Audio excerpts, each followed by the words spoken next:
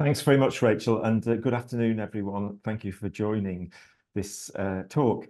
As Rachel said, many of you, especially if you're based in Glasgow, will already know the Mackintosh House. And even if you've not been inside, you'll have spotted the extraordinary exterior of the building. Perhaps we could have the first slide, Rachel, and remind people what it looks like both inside and outside. And I think one of the most striking things about the Mackintosh House is this extraordinary contrast between the brutalist 1970s exterior of the building and these exquisitely refined turn of the century, early 20th century interiors.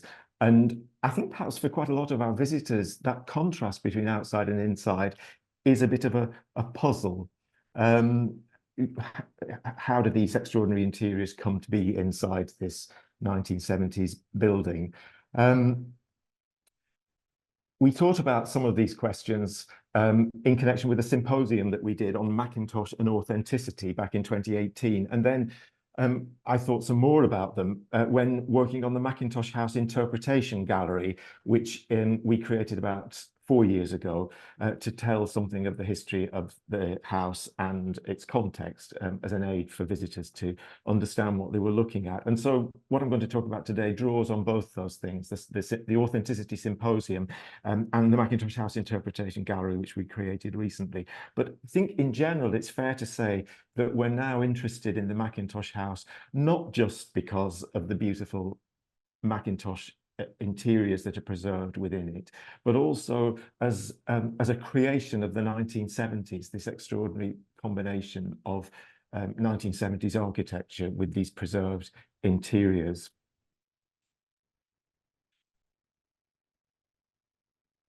The Mackintosh House has a very complicated history. So the interiors which eventually found their home at Hillhead in the Hunterian Art Gallery have a long and complicated genesis. The story begins with the Mackintoshes' marriage in 1900 when they moved into a rented flat at 120 Main Street in the centre of Glasgow. And as two young creatives, they remodeled the interiors of that early Victorian flat in a very distinctive way to express their aesthetic ideals.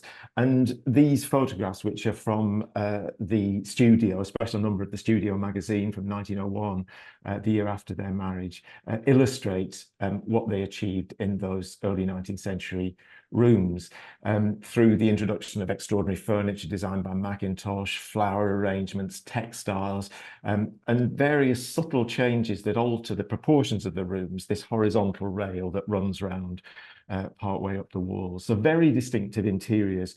And they became very famous because of these illustrations that were published not just in the studio, but in other journals of contemporary art and design. If we look at the next image, you see the dining room in contrast to the drawing room that we saw earlier, this rather somber, dark interior. But one thing we've got to bear in mind, looking at these black and white illustrations that were published soon after the interiors were completed, is that they don't convey the accents of colour, which were such a distinctive feature of the interiors. So although the predominant tones were neutral, pale greys, whites, grey browns, there were these accents of colour. For instance, in the image we're looking at now, the curious light fittings on the walls had these sort of egg-shaped purple ceramic globes incorporated into their design. So there was this generally neutral character to the interiors, but these accents of colour. Could we have the next slide? Yes. So the story continues from Main Street in 1906, when the Mackintoshes decided that living in the city centre was noisy and dirty, and they wanted to escape from that to somewhere greener and quieter and pleasanter. And they bought a mid-Victorian house at what later came to be called 78 South Park Avenue. It went by various names at various different dates. So a terraced house seen here in a much later photograph of 1963. And again, they remodeled the interior to suit their needs. And they brought with them from the Main Street house various items, not just of movable furniture, but built-in furniture, like the distinctive chimney pieces that they had had at Main Street, and also the light fittings. So in many ways, the house at South Park Avenue was kind of 120 Main Street Mark II, if you like. It had a lot in common with the flat that they'd left. But Mackintosh made architectural changes to the house, as you can see in this architectural drawing that's on the screen now. So because they owned the house, they could make these changes to it. It wasn't a rented property.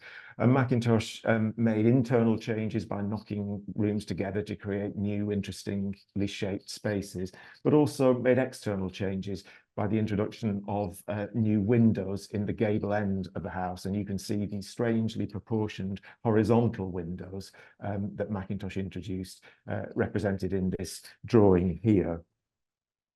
The next picture, please, Rachel. And here are some photographs of the Main Street flat, just to show you some of the items that came from Main Street to South Park Avenue. So those distinctive fireplaces that I mentioned found a new home at South Park Avenue. Here's the one in the drawing room. And on the right, the very distinctive suite of bedroom furniture that Mackintosh had designed for their marital bedroom at Main Street. Those two were brought to the new house at South Park Avenue.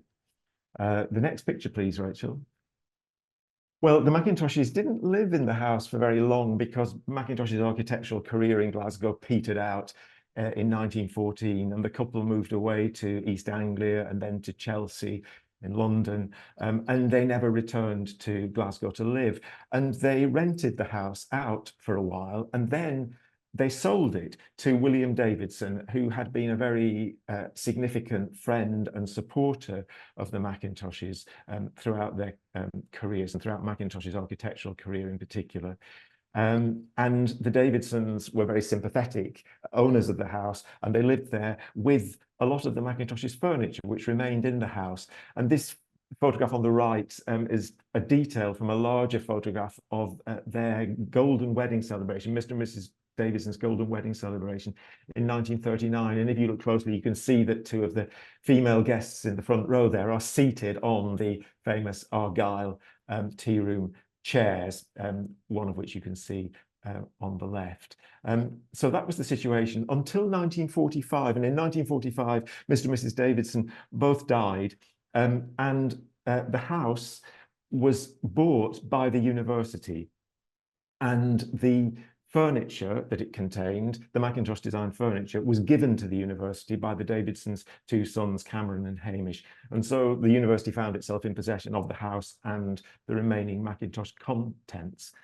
And the house was used as a residence for professors for many years. And as you can see from the photograph on the left here, in the course of it's being used in that way, much of the distinctive character that it had had when the Mackintoshes lived there was lost. So you can see the extraordinary fireplace, the cabinet in the foreground, side table to the right, but juxtaposed with squashy sofa and comfy armchair of the kind that would have been absent in the Mackintoshes' years. So this strange character emerged in the house, combining the residue of Mackintosh's designs with this intrusive modern furniture.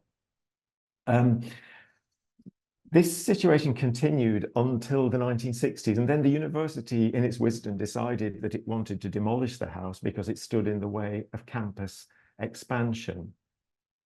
But by then, Professor Andrew McLaren Young had started to take a very keen interest in Mackintosh and recognized his great importance, not just in terms of Glasgow or British design, but in terms of European design. And so it was Andrew McLaren Young that conceived the idea of preserving the interiors from the house. And so before demolition, he had a very detailed photographic record made of the house, and this is one of the photographs. And he also had measured drawings made of the house, and I think we've got one of those on the next screen, Rachel. Yes. So, so the house was meticulously recorded before demolition. And then everything that could be removed from the house was stripped out and put into storage, because Andrew McLaren Young had conceived this idea that the interiors could be reconstructed as part of a projected Hunterian Art Gallery, which he envisaged being built in the coming years. And that did indeed come to pass, but it took about 20 years to be realised. But Andrew McLaren Young was a key figure in making that happen and preparing the ground for it by making this photographic and measured survey. The new Hunterian Art Gallery was designed by the architect William Whitfield, who had also designed the university library next door, and the two buildings were a single conception, a single unit. And Whitfield recognised the importance of the house at 78 South Park Avenue, but he was very much of the opinion that the interiors were only worth preserving if the overall form of the house could be preserved. In other words, if its arrangement on 3 stories could be preserved. He didn't want the sort of reconstructed rooms that you find in museums like the V&A in London and a lot of American museums, where rooms are constructed on the level with one wall missing so that you look into the 3-sided room. He wanted the house to be reconstructed in 3 dimensions so that you could move through from the ground floor to the first floor to the bedroom floor above. And he also thought it was very important to maintain not just the relationships between the rooms, but the relationships between the house and the exterior, so that the light would fall in the reconstructed interiors just as it had fallen in the original house at 78 South Park Avenue. So these were really crucial decisions made by Whitfield and realised by him in his design. And the exterior of the building is in no sense an imitation of the Victorian house where the Mackintoshes had lived. It's unashamedly late 20th century, and it's actually a very early pioneering work of postmodernism, you could say, which draws on the architecture of the past in a kind of playful way, reassembling details from the Victorian building, the bay window, for instance, and the proportions of the windows, but reassembling them into something new and late 20th century.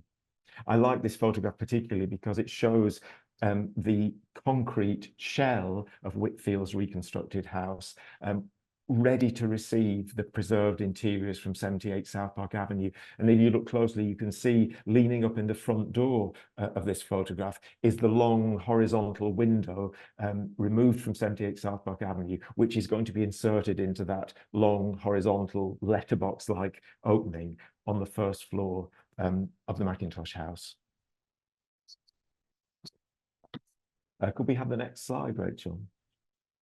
This is a not very good photograph, I'm afraid, of one of William Whitfield's drawings for the Mackintosh House. But it's interesting because you can see how the concrete shell of the building, which you can see in those photographs there, but you can see it here in the broad outline that runs, for instance, along the top of this drawing, and how that is the outer wall of the house. But within that, the thinner lines represent the reconstructed walls of the house. And if we go on to the next slide, Rachel, you can see the interiors of the house under construction. You can see the poured concrete of the building, the breeze blocks used to create certain internal walls.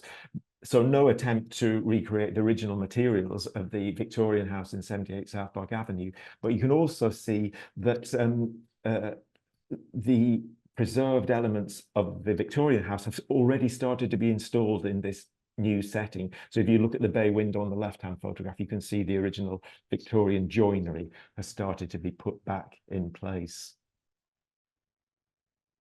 And then these photographs show the next stage of the recreation of the interiors, when ceilings and plasterwork have been reinstated, painting has been done, and the furniture started to be moved in.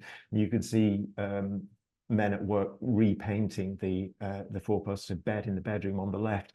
I think one of the really important things to remember when visiting the Mackintosh House is that a lot of the surfaces that you see, in fact, almost all the surfaces you see, are creations of the late 1970s, just before the reopening in 1981. So you're not looking at the original paintwork, but at recreations of the late 1970s. If we could have the next slide, please, Rachel. Thanks. One of the problems about reconstructing these interiors, and it's a big problem, is that there was no visual evidence to guide the curators showing what the house had looked like when the Mackintoshes lived there between 1906 and 1914. The earliest photographs we have of the interior of the house, there are one or two dating from 1933, and then those ones that I showed you from the time the Davidsons lived there in the 1940s and later. But of the period when the Mackintoshes lived there, we have no visual record at all. And so it's very difficult to decide how to reconstruct interiors for which you have no record. A really important source of information were those photographs of the Main Street flat that I showed earlier, because, as I said, a lot of the internal features of the Main Street flat were removed and brought to South Park Avenue. And so it's a reasonable assumption that there were similarities between the interiors at South Park Avenue and the Main Street flat. So the photographs were useful. But the curators responsible for reassembling the interiors also relied very heavily on the recollections of people who had known the house when the Mackintoshes lived there and who were still alive in the 1970s. And one of the key witnesses, as it were, was Mary Newbury Sturrock, who was the daughter of Fra Newbury, the famous and influential head master of the Glasgow School of Art and a close friend of the Mackintoshes. And Mary Newbury Sturrock, who was born in the early 1890s, had visited the house as a young woman when the Mackintoshes lived there, and was an artist herself and had quite vivid memories of the house. And actually, as early as 1952, as you can see from this document, an effort had been made to gather Mary Newbury Sturrock's recollections of the house. I don't know if you can read this document, but you can see it's full of very delightful detail as to the character of the rooms as she remembered them when the Mackintoshes lived there. The grey corduroy cushions that the cats sat on, the fact that there weren't magazines left lying about accidentally. Everything was exquisitely orderly, she says. So Mary Newbury Sturrock's recollections were a really important guide to the curators. But if we could see the next picture, Rachel. People's memories can be fallible. And so Mary Newbury Sturrock came back to visit the house later in January 1963, as you can see from these notes of her visit. And if you look on the right, there's a sketch plan of the drawing room on the first floor at 78 South Park Avenue, and underneath is written, not this light, she's indicating a light in the corner of the room, 1952 idea wrong. So in the intervening 10 or 11 years, Mary Newbury Sturrock remembered the house somewhat differently from how she'd remembered it previously.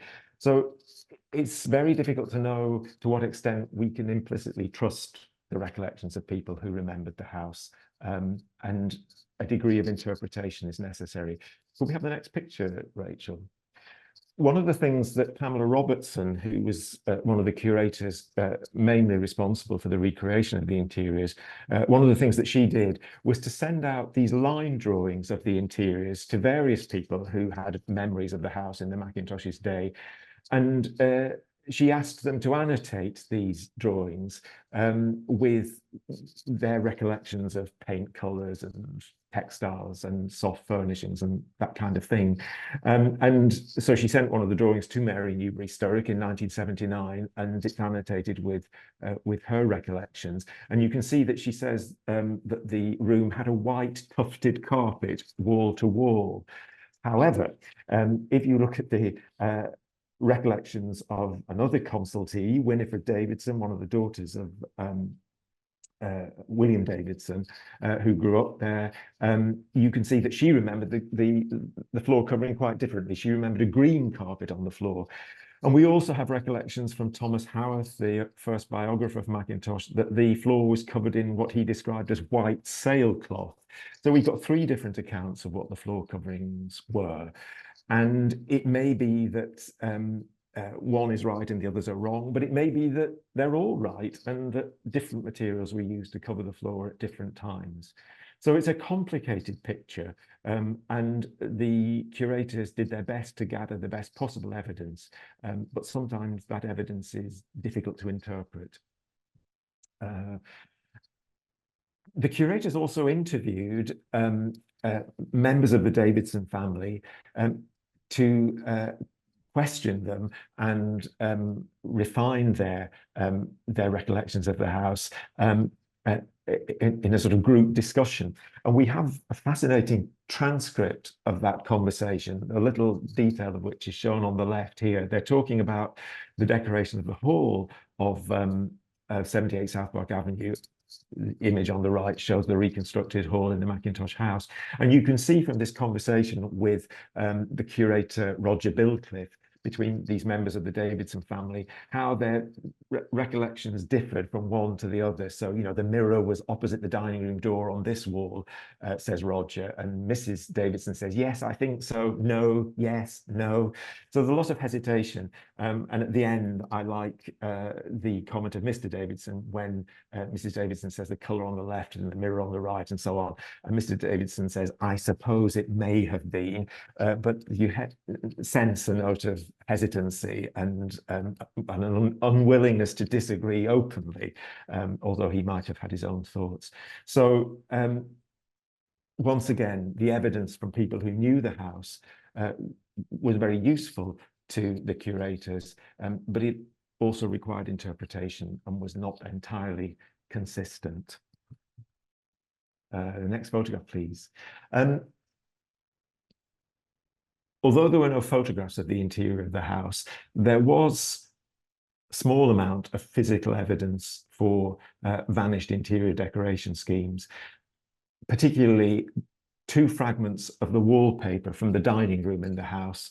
The photographs on the right of this slide show those fragments. I'm afraid they're terrible photographs, but they're very difficult items to photograph. The two black and white photographs are sharper, and the one on the right, the color photograph, gives you a vague idea of the color of this fragment of wallpaper. I don't know how these two fragments survived, but they did survive, and they provide us with some evidence of what the wall coverings in the dining room were like. And on the left is a note from Hamish Davidson, one of the sons of William Davidson, in which he describes how he remembers the walls in the dining room, brown paper with red splashes, and then he describes the size and the distribution of the red splashes. So there was this evidence for the stenciled pattern on the dining room walls, and that was easy enough to reproduce, but it wasn't clear how the pattern was distributed over the walls. And if we can look at the next slide, please, Rachel. This was the solution that was finally arrived at by the curators. And it was based on, partly on those, the pattern was based on those fragments of preserved wallpaper, but the distribution of the pattern was based on what was assumed to be the arrangement of the furniture. So it was thought likely that the sideboard was on the left-hand wall, and then the patterns of the stenciling were arranged symmetrically on either side of the sideboard, and a similar arrangement was used on the wall that's facing the camera in the photograph on the left here.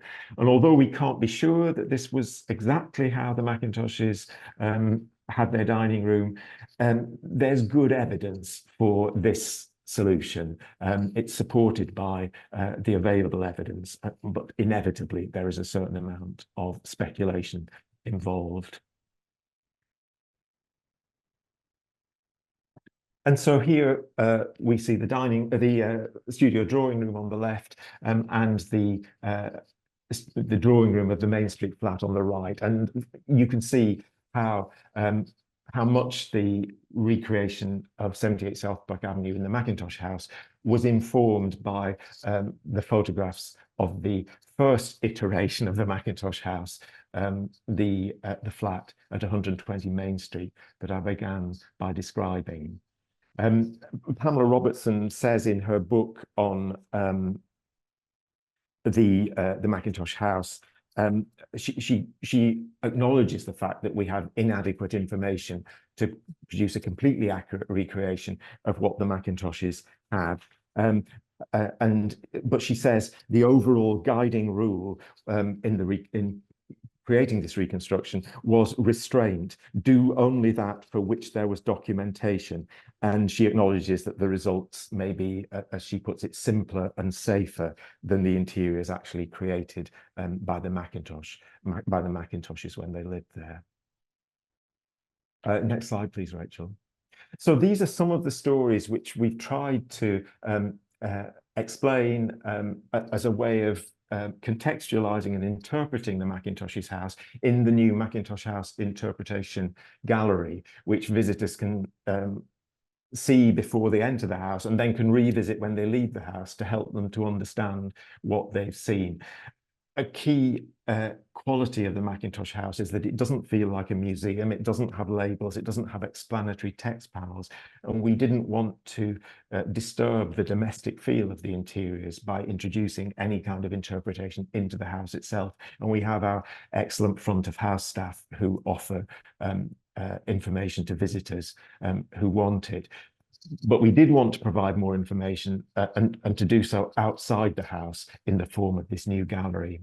And just finally, I want to show 2 or 3 photographs from the new display, which came to light in the course of carrying out research for the new gallery, and which I think helped to contextualize the Mackintosh House interiors.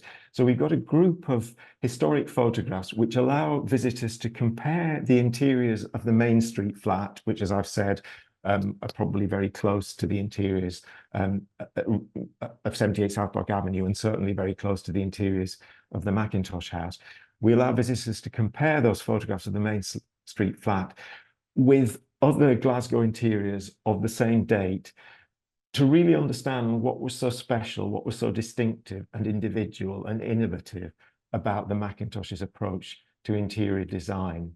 And if I could have the next slide, Rachel.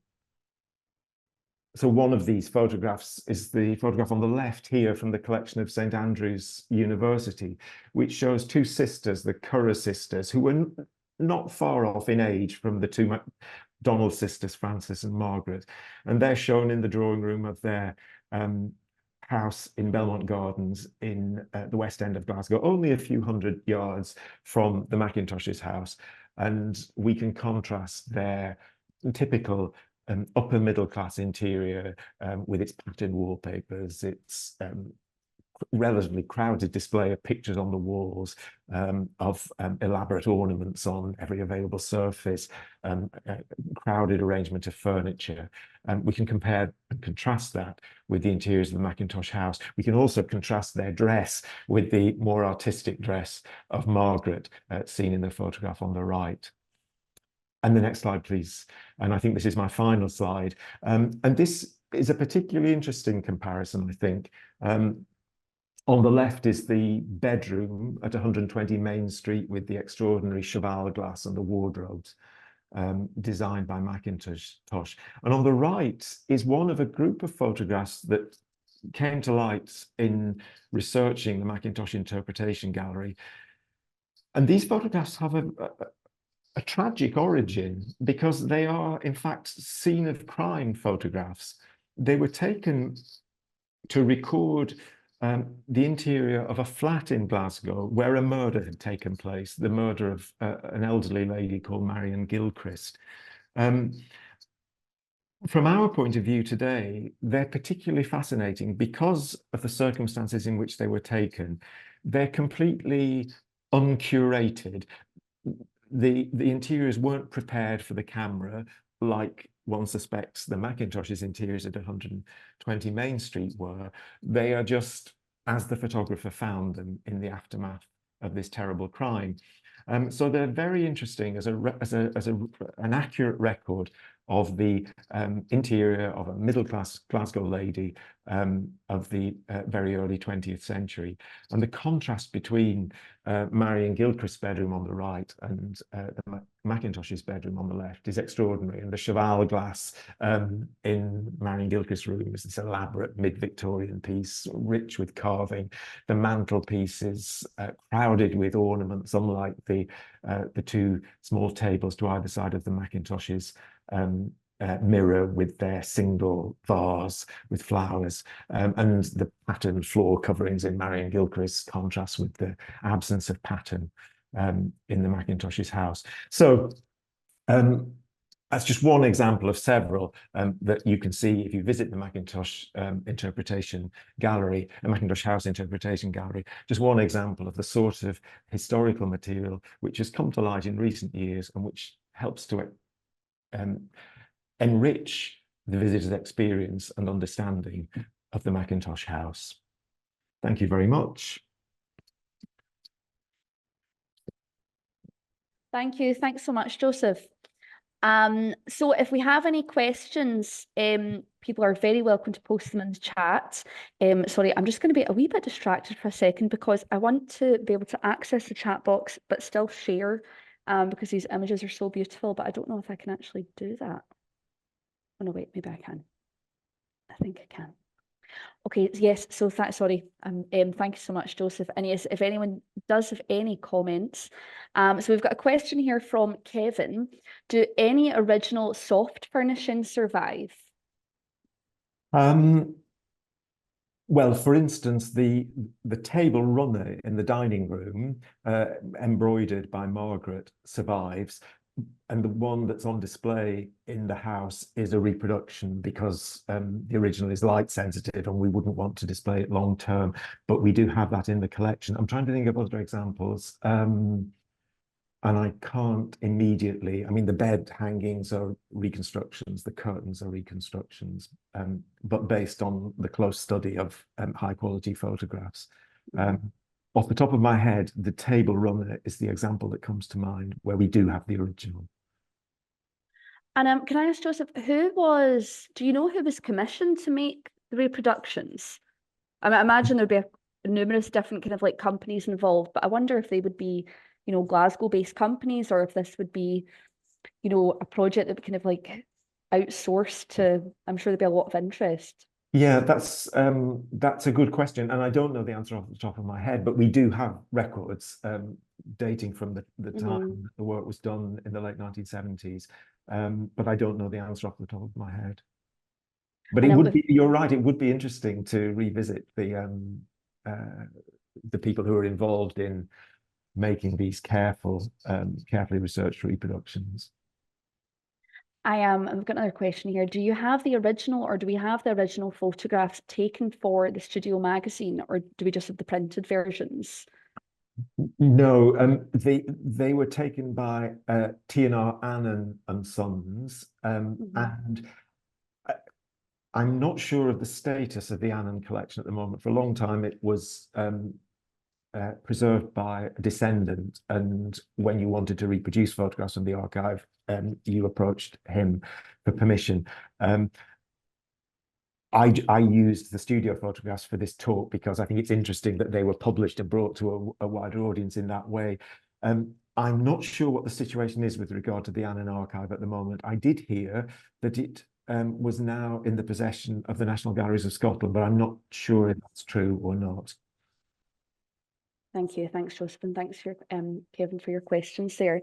I was wondering, Joseph, how much we know about kind of going first name basis about Charles and Margaret's social life. You know, to have such a beautiful house, were they really keen, not partiers, but you know, would they host a lot, and would they, you know, do we know much about, would they host dinner parties? And just to have such a beautiful home, you imagine they'd want to show it off a bit and, you know, have guests over. Do they have people to stay? And there are odd snippets of information, but not as much as you would like. So, you know, their friend Desmond Chapman Houston wrote a description of visiting them in their house when he was a young man, but actually he wrote that quite a long time after the event. So you wonder how much of it is is really memory and how much is based on knowledge that came later. Mary Newberry Sturrock has left these quite colourful accounts of visiting the house. There's that famous account of Christmas where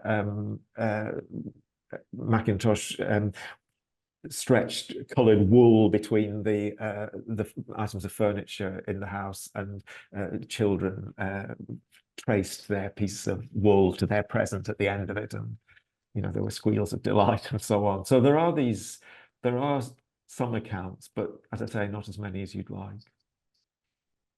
And so I guess that, kind of leads on from what you've just said there. Joseph, do you think much has been lost over the life of the house that we have no record of?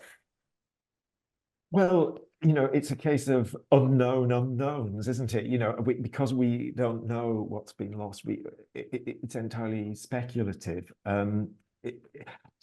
I keep hoping that my phone will ring or someone will come into the Hunterian Art Gallery and say, I found these old photographs. I wonder if they're of any interest. And they'll show what the house looked like with Margaret and Charles living there. And we'll be able to test out whether Mary Newberry Sturrock was right, that the magazines were always neatly stacked square to the table and so on. But it hasn't happened. It hasn't happened yet.